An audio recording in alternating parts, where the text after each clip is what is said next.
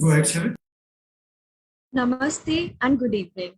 I, Chavi Jain, researcher at IMPRI, Impact and Policy Research Institute, extend my warmest welcome to you all to IMPRI #Web Policy Talk. Today, we have gathered here for a special lecture on environmental politics and energy policy, a just and sustainable recovery from COVID-19. This discussion is a part of the series, The State of the Environment, #Planet Talks, organized by IMPRI, Center for Environment, Climate Change, and Sustainable Development. I would now like to introduce our speaker for today, Professor Johannes Urpelainen. Professor Johannes is the director and Prince Sultan bin Abdulaziz Professor of Energy, Resources, and Environment at Johns Hopkins School of Advanced International Studies, and also the founding director of the Initiative for Sustainable Energy Policy, ISEP. So, received his PhD in political science from the University of Michigan in 2009 and spent the next 8 years at Columbia University. So, is also the award-winning author of 4 books and over 100 referred articles on environmental politics, energy policy, and global governance. He teaches action-oriented classes on energy and environmental policy to equip the next generation of global leaders with deep knowledge, advanced analytical skills, and a passion for transformational social change. As one of the world's top energy policy experts, Sir frequently advises governments, international organizations, and the private sector on energy and environment. As the founding director of ISEP, Sir is responsible for the vision, strategy, and general management of the initiative. His work under ISEP offers pragmatic but effective approaches to providing the world's population with affordable and abundant energy at minimal environmental impact. In his spare time, Sir reads biographies and tries to improve his Hindi. Our discussant for today is Dr. Hippu Kristle, who is an associate professor at Institute of Rural Management, Anand. We are deeply honored to have you both with us, sir. I would now invite our moderator for today, Dr. Simi Mehta, CEO and Editorial Director at IMPRI, to proceed with the deliberation. Thank you, ma'am, and over to you. Thank you, Chavi. And good evening to everyone, and good morning to friends in the United States. So all of us know that COVID-19 pandemic has highlighted an opportunity to maximize the impact of national and global energy policies while reducing air pollution and greenhouse gas emissions. So the importance of real-world policy packages to drive energy transitions has never been felt so urgent as now. With COP26 in the foresight, opportunities for making amends to the past gaps remains at the disposal of the nation states. However, the question that arises is, are they ready for it, and are they ready to do it? Domestic constituencies and compulsions remain at the core of all environmental politics and energy policy, and hence all other expectations of commitments are often pushed to the peripheries. So with this, is there a light at the end of the tunnel? If yes, how long would the wait be? What are the elements of a green recovery? What are the steps that can be taken for a just and sustainable recovery from COVID-19? And what effective role can environmental negotiations play? To discuss these important questions and beyond, I welcome our speaker, Professor Johannes Urpelainen, and discussant, Dr. Hippu Kristle. I'm grateful both of you could join us today, and now I yield the floor to Professor Johannes for his lecture. Professor Johannes, over to you. Excellent. Thank you very much for the kind introduction and for the invitation to give this lecture. Today, I'm going to talk about the challenge of recovery from COVID-19 from the perspective of the energy and environment. The background to the situation in which we are right now is that in early 2020, the world economy was kind of thrown into turmoil because of this pandemic. It is not the first pandemic we have seen. This has happened many times before, but it is the first major pandemic in a long time. We've had a few scares earlier. So we had the SARS epidemic in the early 2000s. We had the swine flu scare about 10 years ago, but neither one of those ever became a global pandemic of massive proportion, whereas COVID-19 spread very quickly across different countries. The first observation here is that the timing of this pandemic is important. So at the same time as we were going through the public health crisis, we were also seeing increasing problems with climate change. So right before the COVID-19 pandemic in early 2020, concern with climate change and awareness of climate change had reached an all-time high, with the youth climate movement, with governments increasing their ambition under the 2015 Paris Agreement on climate change. So the pandemic came at a kind of difficult time because we were dealing with another slow-moving but possibly more significant crisis, which is climate change. So when we look at the recovery from the COVID-19 from an economic perspective, we always have to keep in mind that one of the reasons why this recovery is so important is that depending on how we do it, will set the stage for climate mitigation in the next 10 years. Because right now, the most important investments being made are publicly financed stimulus measures. So this is the background for what we are discussing today. Now, to understand what happened here and what the challenge really looked like, first we need to understand the nature of the COVID-19 crisis. So it's very important to remember that this was not a traditional financial crisis. This was not a crisis of supply and demand where for some reason demand decreased. Because demand decreased, companies had difficulty keeping people employed, unemployment went up, demand decreased further. And so traditional stimulus measures were not actually the short-term need. Instead, we had a situation where many people either could not or did not want to go outside their home. And so as a result, the style of working changed. In many of the white-collar professions, people started working from home. In other professions, you had additional protective measures. And then, of course, there were some professions like hospitality or airlines where you did have those massive layoffs because demand dried up. But one of the things that we notice if we look at the initial response to COVID-19 is that governments responded to this crisis using measures that I think in many ways were quite appropriate. When it comes to the economy, I think the public health management was much worse, but the economic management was in many ways quite good in the sense that governments basically just gave people money. They said, look, we know you are stuck at home. You may not have a job. You may not be able to work as effectively as before. Here is some money, go and buy some things. And that helped the companies stay afloat. And in fact, one of the most challenging features of this COVID-19 recovery is the so-called K-shaped recovery, where some parts of the economy are actually doing better than ever.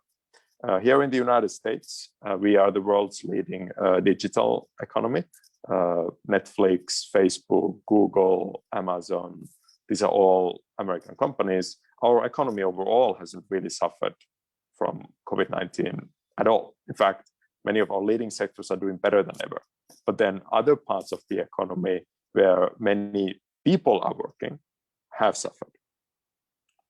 This globally is a misleading picture because, of course, in most countries, you don't have too many companies like Facebook or Google.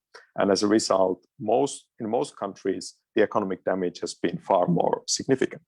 This would include India, this would include the Philippines, Nigeria, Pakistan.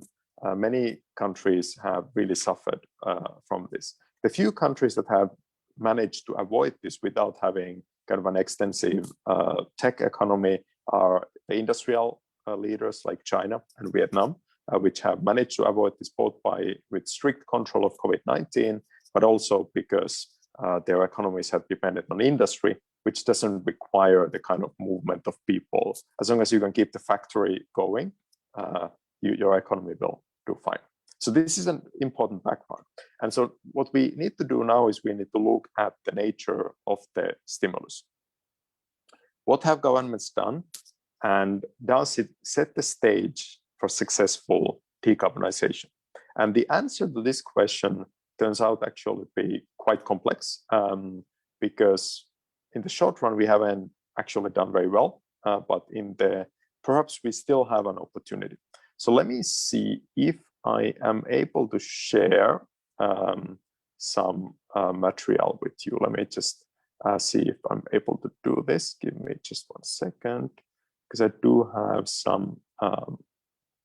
something here, but let's see if this is able to show the PowerPoint. Give me just 1 second. Can you still hear me while I'm looking for? Yes. You can. Yes. Okay, perfect. So then, okay, now it's giving me some trouble. Give me just 1 second. Okay, so this is not working so well as I was hoping. Just 1 second. Let's try another thing.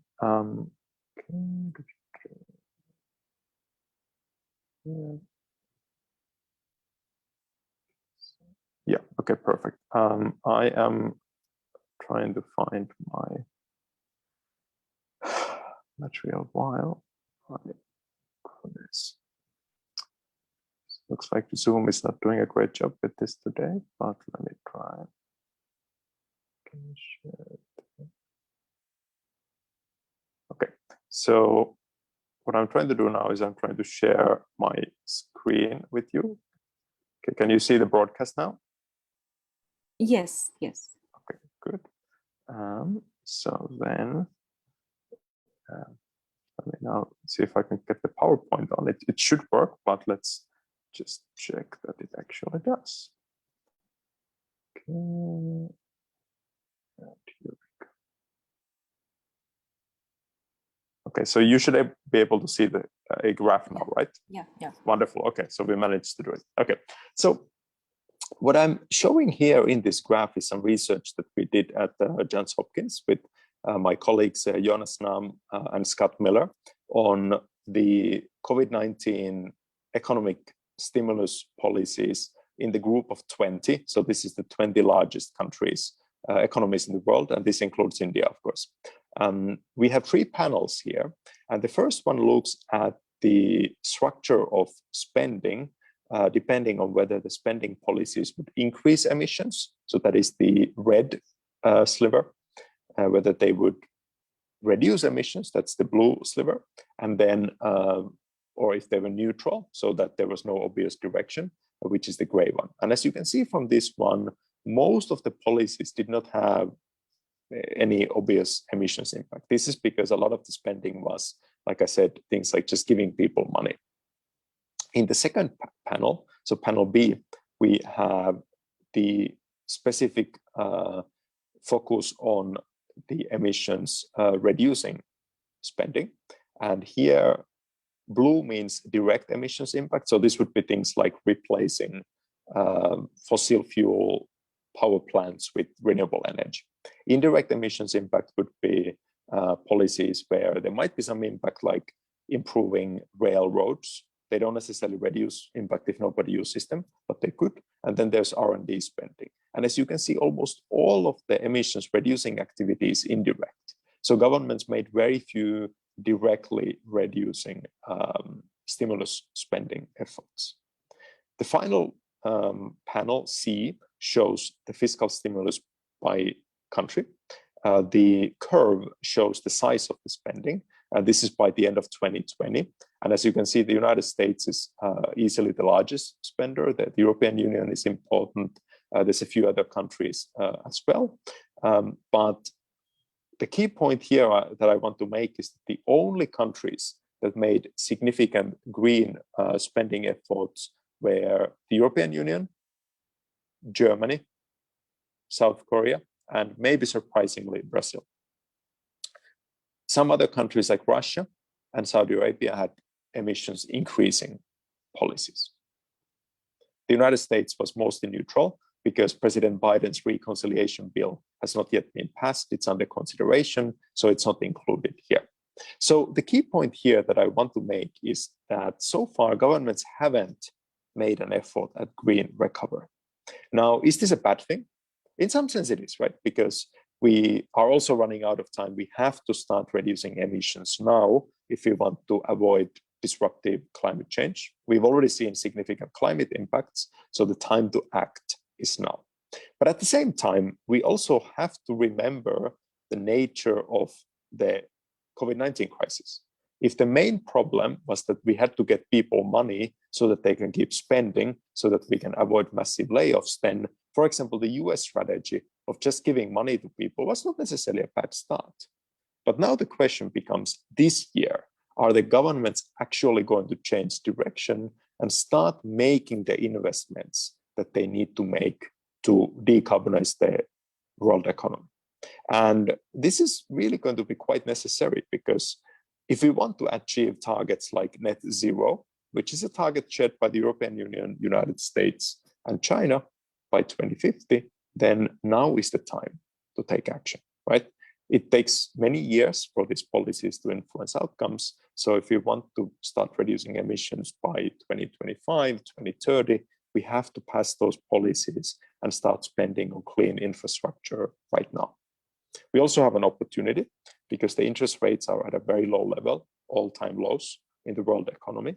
So today, if ever, we have an opportunity to finance these investments. So that's basically the call for action for governments, is that they need to now start making these investments. This is probably the most important short-term item on the climate agenda.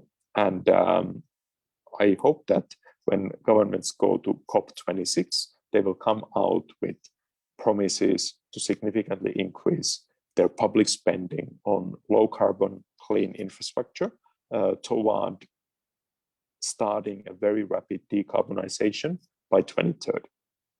Now, for countries like India, this is also a significant challenge. India, of course, as a country that was particularly badly hit by COVID-19, and as a country that has very low per capita emissions, the challenge in India is not so much decarbonization, but like my friend and collaborator Rahul Tongia from New Delhi said, non-carbonization.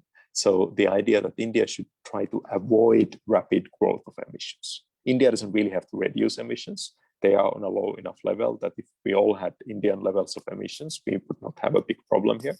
But India needs to avoid the rapid growth of emissions. And this requires investment in renewable energy, electric vehicles, energy efficiency, new low carbon steel, cement production, fertilizers, and so on. Okay. So with that, I do hope that we will be able to address these challenges. There's still time, but time is running out. So now would be the time to act. And if in the next 6 months we don't see this action, then at that point I would be concerned that we are losing our opportunity here.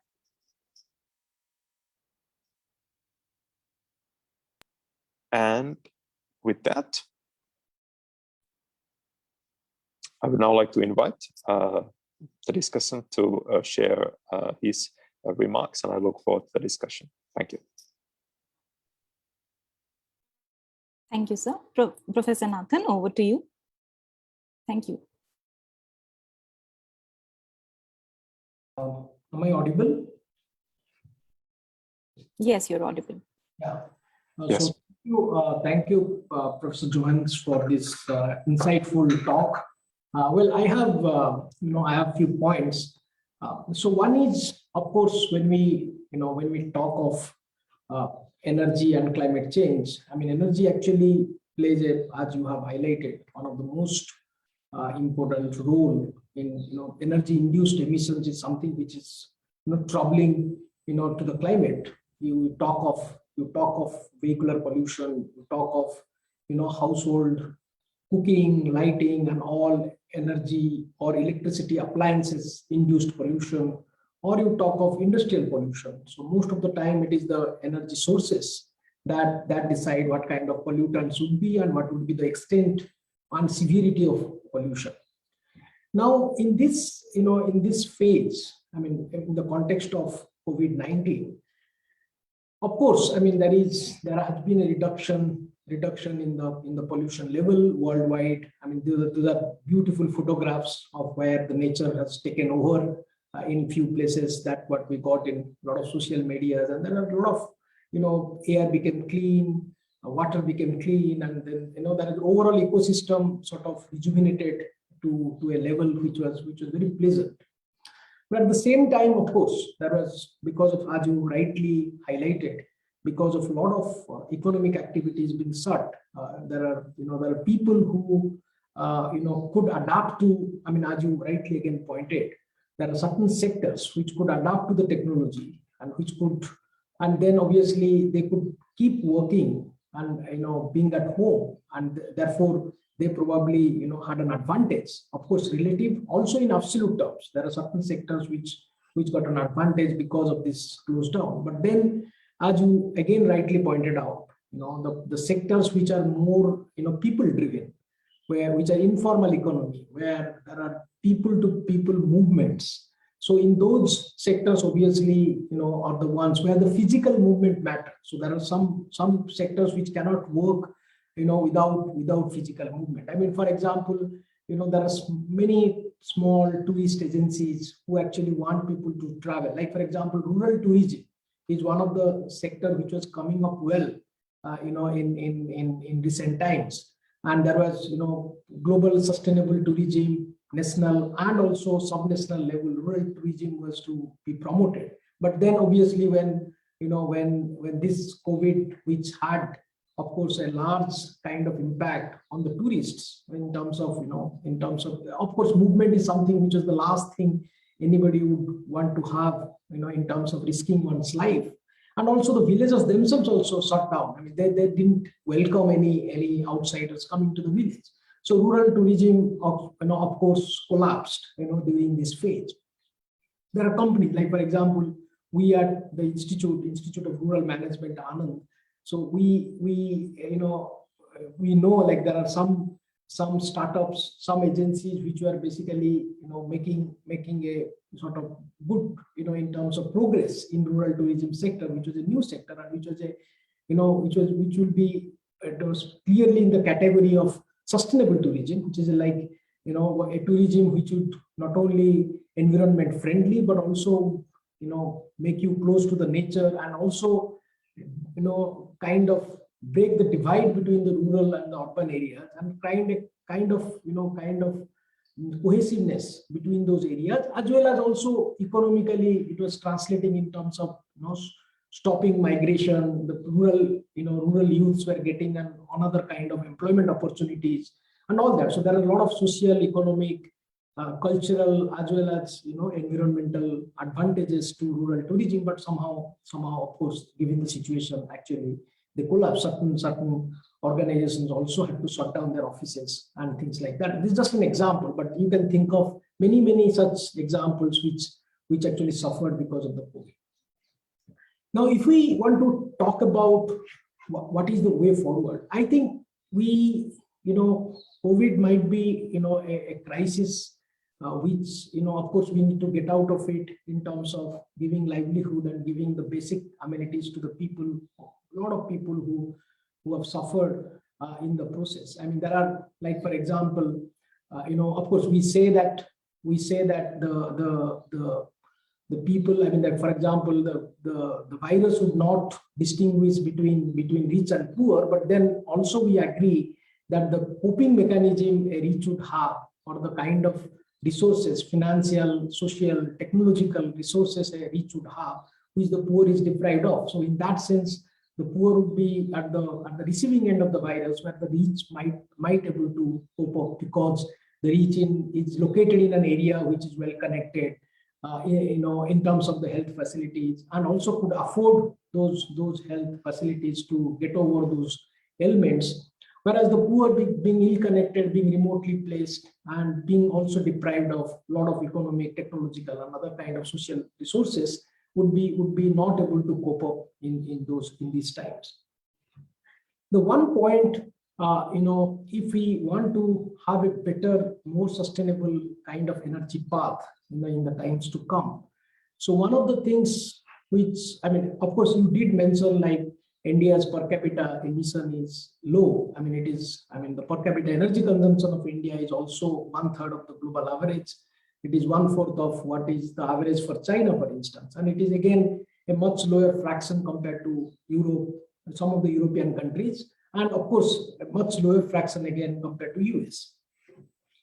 Now, the problem is, I don't think is the point with per capita, because India's per capita emission is low.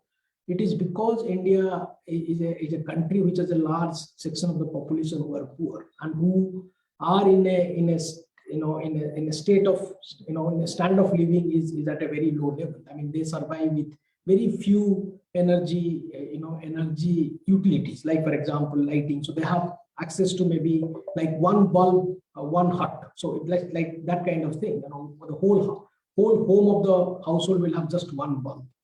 Or many households are still yet to be connected with electricity.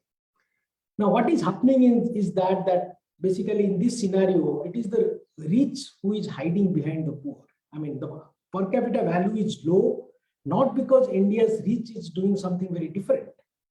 Per capita value is low because we have a large population base which is at a very subsistence level of energy consumption. And that is actually driving down the per capita value to be low. I mean, we have a very large denominator, and that is actually with a large proportion of that people, the total number of population is living in a subsistence level, and therefore subsistence level of energy consumption, and therefore the per capita energy consumption as well as per capita emission is low. So the real question is to ask is India doing something different? Is India doing something different, in terms of making its strategy towards sustainable energy path? I mean, I would probably give one example and then might stop. Let's consider transportation sector. I mean, which is probably the largest consumer of oil worldwide, and so is with India. And India is, of course, unlike coal, India is not endowed with a lot of oil and gas. I mean, if you see India's reserve to production ratio in oil and gas, is roughly 20 to 30 or around that number of years, whereas in coal reserve to production would be more than 100 years. So in that sense, we are more than 90% of our coal is actually imported. And if you take actually reserve to consumption ratio, I mean, that way, if you just, that is generally a term which generally not calculated in the energy report. I mean, be it International Energy Agency's World Energy Outlook report and other kinds of global as well as national report, reserve to consumption ratio is something which we don't calculate. I mean, which is an important indicator, I think, should be computed, which goes on to say that if you use up all your reserve for your own consumption, that means if you are not dependent on import, how long the reserve would last. And that if you calculate for coal and gas, it will be just single digit number for India. So that means we are heavily dependent on the world for our transportation sector, which is dependent on oil. Now, given the transportation sector, so the question is, are we doing something different? That means, are we promoting public transport? So if we say promotion of public transport, it doesn't mean that people would not, own cars to start with. Maybe when you're transitioning towards a more sustainable transportation system, you might not expect immediately that people will, not like to have their cars.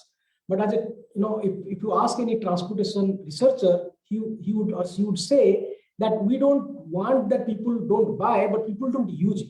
In the sense, people for the regular use, like suppose you are, taking your child to the school, you are going to office, and you are, going to market, and those kind of regular activities, you don't use your car. I mean, you basically tend to use it more for maybe recreational purpose or some family health emergency and things like that. So now the question is, when people would use public transport, obviously people would use public transport, then the facility should be adequately available. Like, for example, if you see one of the cities which we take a pride of, we always say it's the 8th wonder of the world, the local trains of the city of Mumbai. So if you see, obviously they are very highly congested, but then they actually provide almost 60-70% of the transportation load of the city.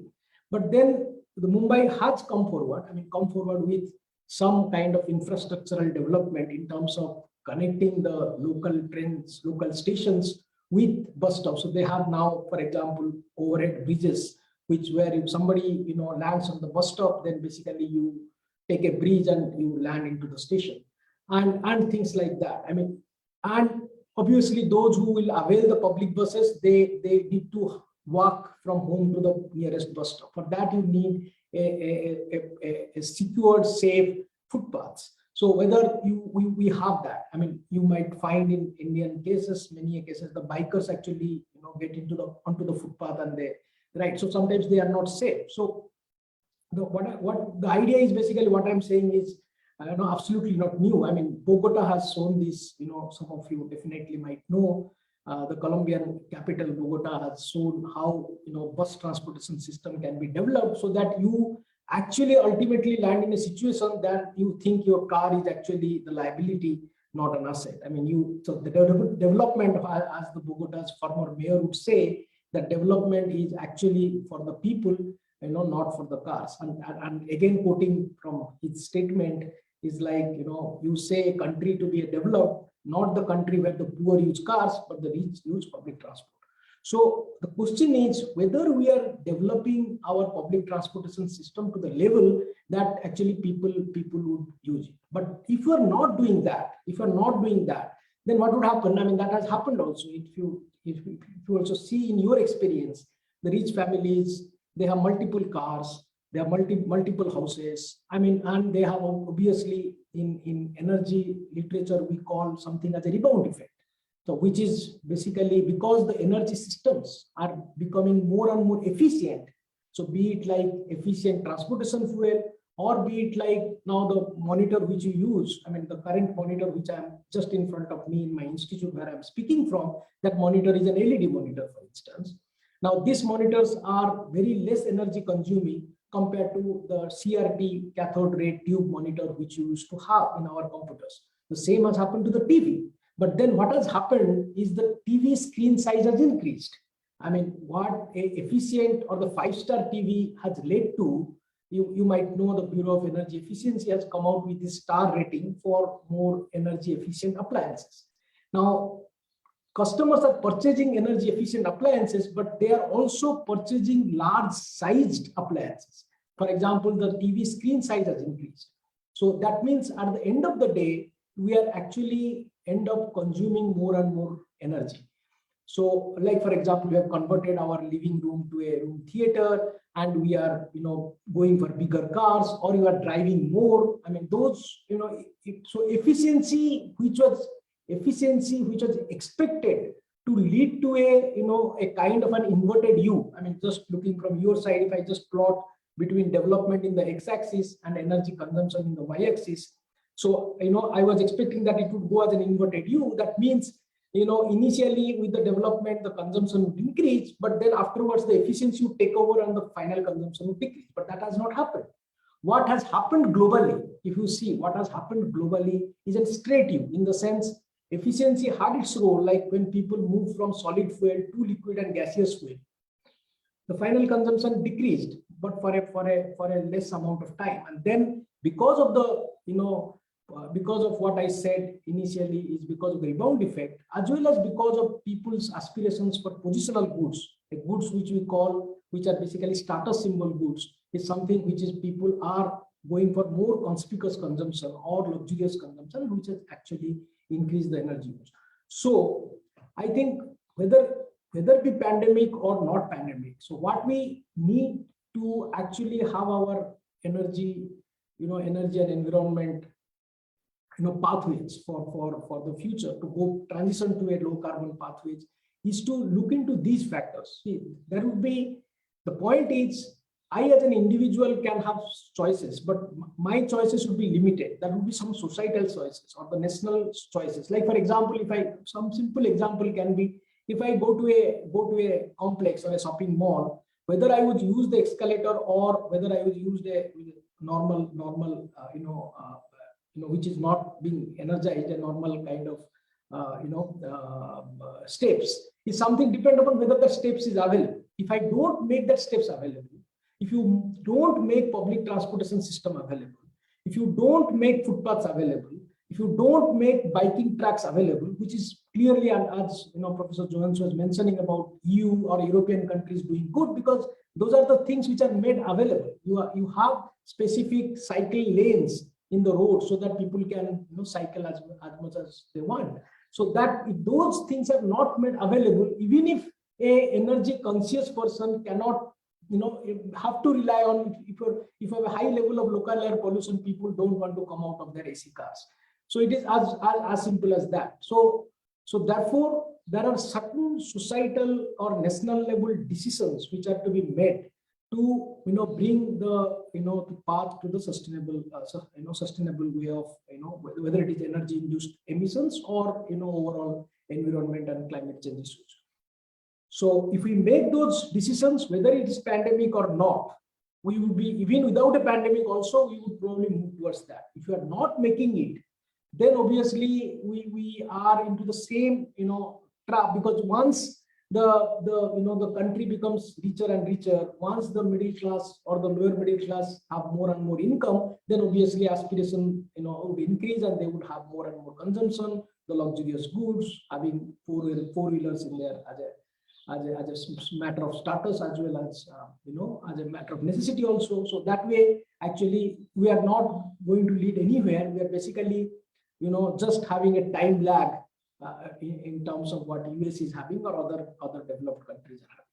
So I think we need that fundamental change in terms of some national decisions as far as India is concerned, and learn from some of the European countries which have taken these conspicuous consumption seriously and have promoted be it about renewable energy, be it about other incentives to, like for example Germany, if you are staying in a smaller house, you are more incentivized to stay in a smaller house, in the sense the relief which you get, tax relief, etc., what you get is slightly relatively higher. I mean, of course you pay less if you are staying in a smaller house, but you pay still less, further less, because actually your consumption of energy would be less in terms of space heating, etc. So until unless we make those steps and make people to move towards more sustainable consumption, otherwise we will not able to achieve this. Might be the pandemic is just a kind of, I would say, just an accident, but again we will be in the same path in terms of high carbon consumption and high energy consumption. Thank you. Brilliant points you raised, sir. Thank you so much. So I would invite Professor Johannes to respond to Professor Nathan's comments. Absolutely. Thank you for the insightful discussion. I think those are all useful and valid points on the situation.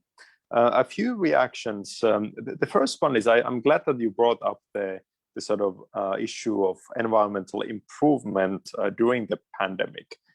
I think the key point is exactly what you are saying, is that the pandemic itself resulted in a kind of a short-term improvement in air quality, a small reduction to the tune of 4 to 8% in greenhouse gas emissions. But if we want to achieve our decarbonization targets, we would need to repeat those emissions every year, those emissions reductions every year. On top of that, the emissions have already come back, and it looks like We are already back in 2019 levels, and next year we will most likely exceed those levels. So the pandemic itself doesn't do anything to help us, and that's exactly because we don't have structures in place to the Indian situation. It is true that even though the average per capita emission is low, if you look at the per capita emission for different types of households, you would see fairly high levels of emissions for the middle class and even lower, much lower emissions for the vast majority of the Indian households. So that inequality and kind of lack of equity within the country is also very important.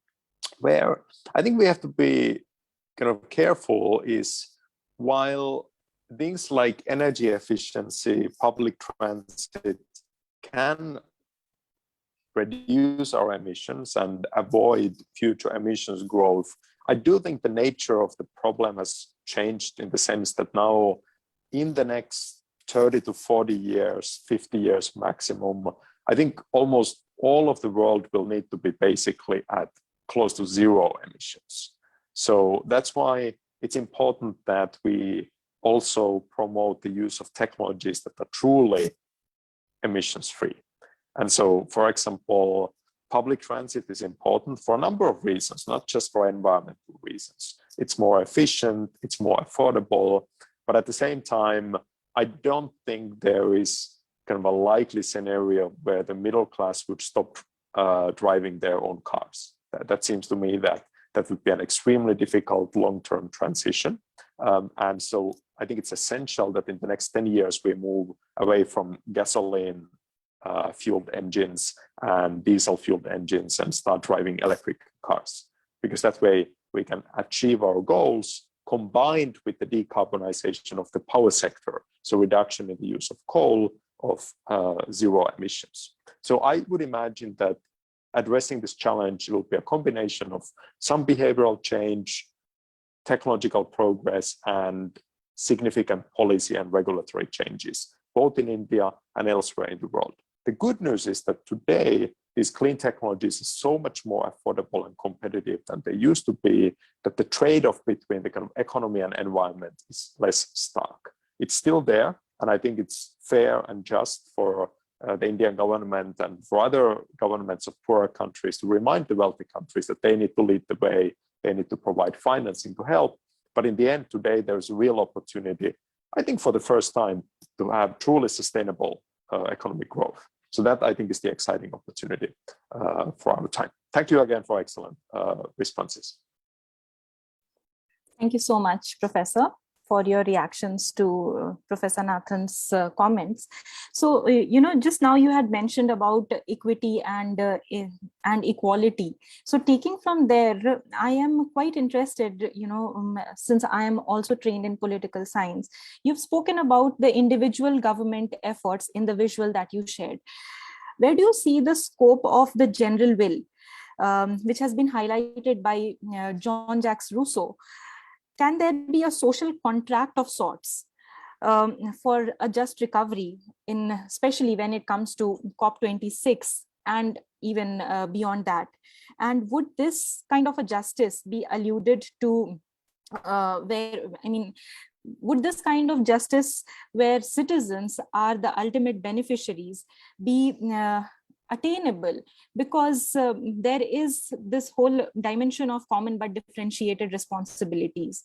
So where is this social contract and how are we even thinking about it? If you could talk about it for a bit. Yeah, so this is an excellent question. The way I see the situation is that there is some possibility of a changing social contract within countries, so individual countries. We see in the United States, for example, there is possibly, if the reconciliation bill moves forward, an opportunity to change really the way the society works in many, many different ways.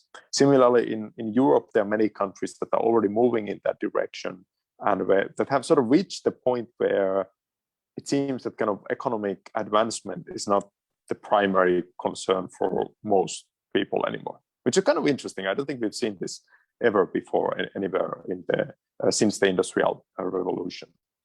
At the global level, unfortunately, I don't see a lot of suggestion of the same thing happening. So if you look at the COVID-19 crisis itself, the wealthy countries developed these very effective vaccines very early. They don't really cost that much. And the cost of vaccinating the entire world with this technology was probably less than $100 billion. So we could have saved millions of lives, but we didn't, right? And now in Africa, in Asia, in Latin America, there's a lot of talk about vaccine racism, where these governments are rightly blaming the wealthy countries for their failure to provide this global benefit, which would have, like I said, probably saved millions of lives directly. We also have an unprecedented level of geopolitical competition between China and the United States. The relations are at a kind of a low point. I don't think they've been this bad since 1989 and the Tiananmen incident. We also have this turn to more sort of majoritarian ethnic democracy, Brazil, Turkey, India also, right? Where nationalism is an increasingly powerful political force. So I think we are actually going to face more of a situation of global competition, where the way if we can solve this problem, it's because the major powers compete for their clean technology prowess and the markets, and cooperation will be kind of limited and kind of specific on specific issues. I hope this will change, but I do think right now the global situation is unfortunately kind of going in the opposite direction of a genuine global social contract. Sure. So certainly that is well taken. So this would again mean that the lesser developed economies, you in fact mentioned the top 20 economies of the world in the visual. So the lesser developed economies and even the developing economies, they would be, left far behind them. So the efforts to ensure sustainable energy for all could have had significant climate and air pollution benefits. But how do these left out economies and nation states attain that stage where the other countries have already started to tread upon? Then this again would mean sorry. Yeah, please go ahead. Oh, please finish. I'm sorry, I thought you. Yeah, so actually, then I was just concluding by saying that this would mean further inequities into the system. So it would not be just again, right? That is correct. So unfortunately, it is true that, like I said in my remarks, the recovery from the COVID-19 economic crisis has been extremely uneven, with some countries like the United States basically not suffering at all at the average level, even though the public health cost here has been absolutely terrible, but the economic cost has been pretty minimal. And other countries really absolutely being in very serious trouble. And so I think that the challenge here is that for many of the poorer countries, traditionally, their model for economic growth was this kind of like export-oriented industrial growth. And we've seen many remarkable success stories. The two countries come to mind sort of recent times are Vietnam and Bangladesh. So Vietnam, obviously, right now is one of the world's leading industrial countries, and Bangladesh is by now, on per capita basis, the wealthiest country in South Asia after Sri Lanka, right? Which is an incredible achievement for a country that started from the lowest level of them all. But the question then is, how do you go from here? With automatization, with increased concern for kind of local production of industry, it's going to be very challenging. And I'm very concerned about the economic situation. I think that COVID-19 has been a terrible setback for efforts to reduce global poverty. So there is a real risk that we will make progress on issues like climate in this competitive mindset, but in terms of poverty alleviation, it does look very challenging right now, and I don't have an obvious answer. I do think the sort of way to really think about, I think governments around the world need to take a hard look at the countries that have done well. So I would, if I was in the government of a kind of a least developed country, the first thing I would do is I would jump on a plane and go to Bangladesh and study what did you do? How did you achieve such incredible economic growth? There's something the Indian government should also do. I know they don't want to hear this, but really sort of looking at these success stories and what can be learned, because there are some countries that are going to come out of this crisis well and will continue to grow. So we need to learn from them and figure out how to replicate that success. Sure. Yeah, that's right. So you all, in the lockdown, pandemic-induced lockdown phases, the agricultural and farming sector also continued in their the phase in the way that they were actually happening. But since this sector is also one of the highest emitters of greenhouse gas emissions, what was observed in your analysis, if at all, in the government efforts that were undertaken by all these 20 countries, and what are the steps that should be taken or that should go towards achieving sustainable growth? Yes, so in terms of agriculture, I don't think we actually saw too many policies aimed at agriculture, and that's again because most of the policies were more like direct kind of financial relief, and they were often not sector specific.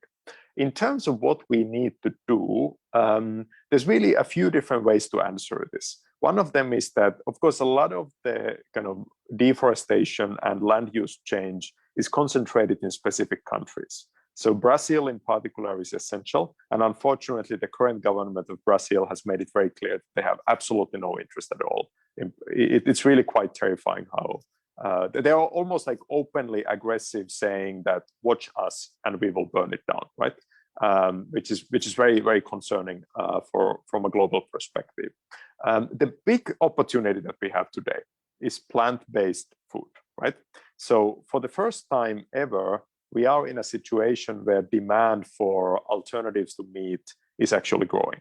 And that is because we now have these products that have kind of some characteristics of meat. So they're appealing to the Western consumers, let's say, and middle-class consumers, but that don't have the same environmental impact. So my thinking is that if we can promote those kinds of foods, and if they become kind of normal in the sense that people buy them instead of buying the beef in particular, then I think we have an opportunity. So I think agriculture and deforestation are going to be the most difficult challenges in the end, because there's so many people. This food is a very kind of basic thing that we're always going to need. People have very kind of fixed tastes and palates. They are used to eating certain things. And so it's going to be a challenge. But with these new plant-based alternatives, I think we have an opportunity. But in the end, I do think here we have to. I don't sort of like, generally kind of blaming individual countries or governments, but I do, unless countries like Brazil and Indonesia really take the lead, I think it's going to be tough, because so much of the destruction right now is happening in just a handful of those countries. True, absolutely. Thank you so much. So we have two questions also from the audience, if I may take them. One is from Saurabh Thakur, who thanks you for the presentation. His question is related to the path dependence, both organizational and infrastructural, within energy transition debates. Do you think that the economic impacts of COVID-19, especially for developing nations like India, is likely to downgrade its climate ambitions, increase its dependency on carbon-intensive energy sources, and kick the global energy transition targets further down the road? So this is very pertinent, in fact. So if you could respond to that. Yeah, so I think the path dependence is very important. This kind of idea of carbon lock-in, where we're so used to kind of building on fossil fuels, and we've spent the past 300 years building a fossil fuel-based economy. But at the same time, I do think now, for the first time, there are some signs that we might be able to break away from this, both organizational, in the sense that I don't think there's ever been a time before where kind of energy professionals across the board are talking about net zero emissions or decarbonization. 10 years ago, that was a very niche conversation. Today, it's completely mainstream. And at the same time, we have seen countries like India have done a great job, for example, renewable energy. We've seen electric vehicles very successful in China and in Europe. So I think there is a path dependence is one of the reasons why we haven't made more progress. But I think now, if ever, we finally have an opportunity to possibly get out of it. And just yesterday, for example, China announced that they are going to stop public finance on new coal-fired power plants around the world. So that decision alone goes a long way toward breaking the path dependence. Absolutely. So the next question by Nimisha Pal is quite interesting again, since even Professor Nathan also alluded to the wonderful nature and scenes that we were able to witness during the lockdowns, that it is clear after the aftermath of COVID that shrinkage of economic activity has had substantial impact on the environmental pollution levels, although it was temporary. Would keeping the economic activities to an appropriate level instead of keeping it to an upper and open upper boundary be more effective towards climate resilient development? Perhaps COVID could be a guiding light for future growth profiling and consequent environmental impacts. So what do you have to say about that? Well, I actually don't think that it's going to be a good solution because we have to get to zero. We cannot get our economic activity to zero, obviously, right? In fact, even during COVID-19, maybe we saw a few, max 10% decrease at the very worst moment, right? That's nowhere near enough. We have to do 10 times that, right? We have to get to zero. So I think it is absolutely necessary that we move to a truly net zero impact economy. And then the size of the economy will be driven by the constraints set by that equation. But I think the primary goal should be to decarbonize the way we do things. The other issue with economic, again, I can see some sort of ethical case for limiting consumption in the United States or in Canada. But again, I don't see that case for India, except for the middle class, right? So out of the 1.3, 1.4 billion people, there's maybe max 100 million, even less than that, who should be reducing. The rest, in my opinion, need to be increasing their consumption very significantly, because right now they're living very difficult and insecure lives because of the lack of economic development. So I think we may face a time of low economic growth, but that cannot be our primary solution. We absolutely have to get to a decarbonized economy. Absolutely. Thank you so much, sir. So to move towards the end and also the way forward round, I would also request Professor Nathan to respond to this question. I would like to hear your perspectives also on this, and also your perspectives on the way forward and policy suggestions on how can we move towards a just and sustainable recovery. Professor Nathan, over to you. Please unmute, sir. Please unmute. Yeah. So I will, as a way forward, I was thinking that one of the points which got discussed, about the common but differential responsibility. So recently we did one work where this point was, the common but differential responsibility, which is there at an international level. I think we need to bring that same point to the, within the country level, in the sense. So at a national level, that must be also common but differential responsibility. In the sense, if urban areas are the one which are responsible for high consumerism and more polluting the climate, then why the rural areas are the burdened with, solar installation, not the urban areas as much.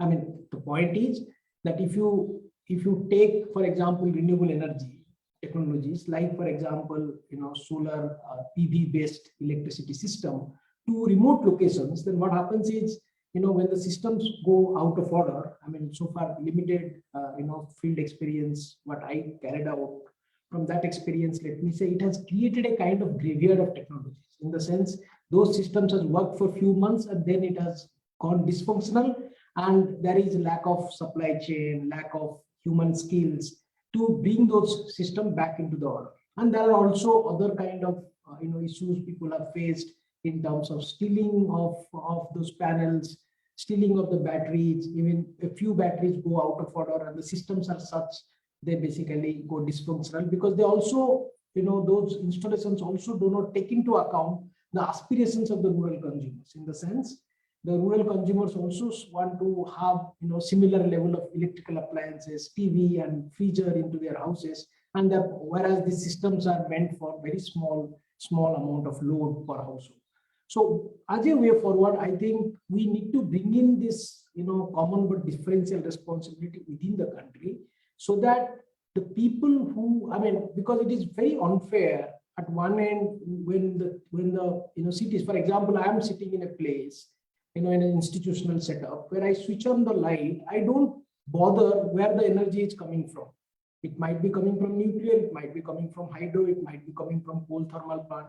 I don't bother. But if you go to a rural area, you want the rural consumers not only to be the consumer, but also has to have the biogas plant or electricity, managing a solar home lighting system and things like that.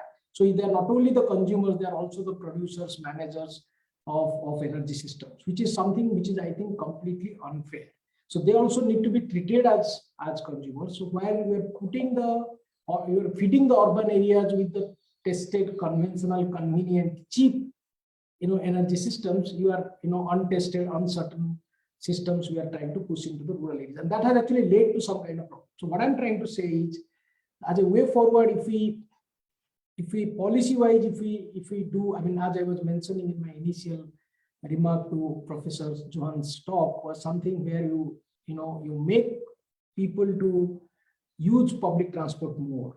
You make conspicuous consumption so prohibitively kind of high cost, so that less and less people go for that. And we have to make public investments on things which are more affordable, as Professor Johannes was mentioning, which are more affordable. And then obviously, like it is possible. I would, humbly disagree with one of the points which Professor Johannes was mentioning, that it is a long way. It is not a long way, I do believe. Suppose you have mass bus rapid transportation system, and if I am in my car and I am stuck, I am seeing there is a bus which is going faster. There is a separate lane for buses, and it is going faster, and it is making me reach my destination much in a very shorter time. Then obviously next day I will have my car in my house, and I will board the bus if the bus is. That's how I was trying to tell you the story of Bogota. That's what exactly happened. Of course, the mayor lost the election because the rich didn't support, who are basically the capital city, they didn't support him. But that is beside the fact. The fact is the city became more sustainable in terms of its transportation system. So this is something I think is a way forward. We can achieve it, and we can achieve it in a few years. If the government wants to do it. I will just make one last point. But the government, unfortunately, would not be interested in this kind of things, because these are basically, like, for example, if you compare in India's 100 gigawatt solar target by next year, you would find that the rooftop solar, actually, which was given a 40 gigawatt target, whereas utility solar, which is given 60 gigawatt target, the utility solar installation are on par, whereas the rooftop system, which are smaller systems. See, small ticket business don't reward the government.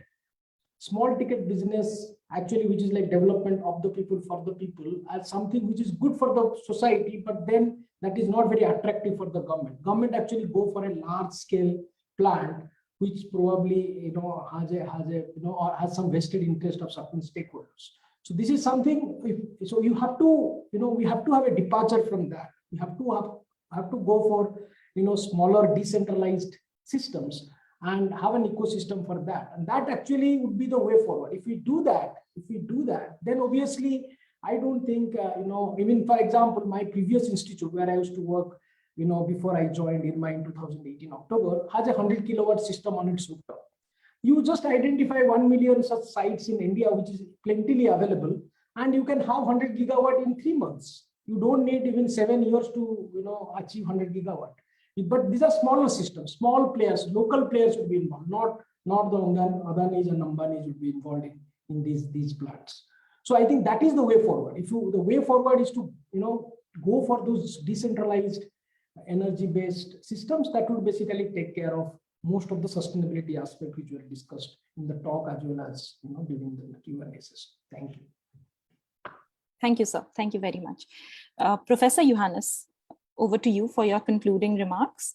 And also, if you could just, I'm just taking, advantage of the time, and also you spoke about the solar energy and harnessing the solar, the whole thing. So do you think that, because most of these panels are being manufactured mostly in China, and of course there is scope for other places as well, the period for which it really works is like 25 years, and then there is no effective plan towards its proper disposal. That might also further create some issues down the line, if that could also figure in your way forward.